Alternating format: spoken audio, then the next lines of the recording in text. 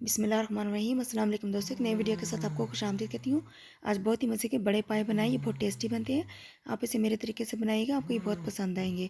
Video अच्छी लगे तो मेरे चैनल को सब्सक्राइब करें, वीडियो को लाइक और शेयर करें और पास वाले बेल आइकॉन को भी लाजमी प्रेस करें।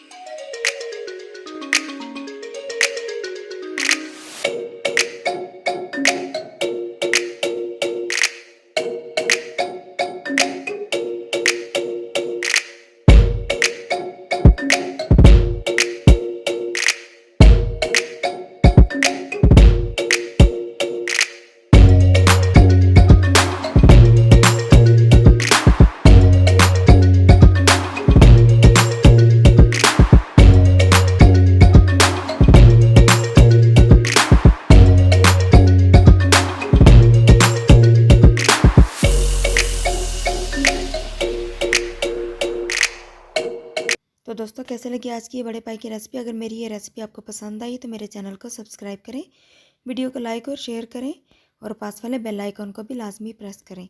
अगली वीडियो तक के लिए आपसे इजाज़त चाहूँगी। मिलते हैं किसी और नई अच्छी रेसिपी के साथ। दुआओं में बहुत याद रखिएगा। तब तक के लिए अल्लाह हाफिज़।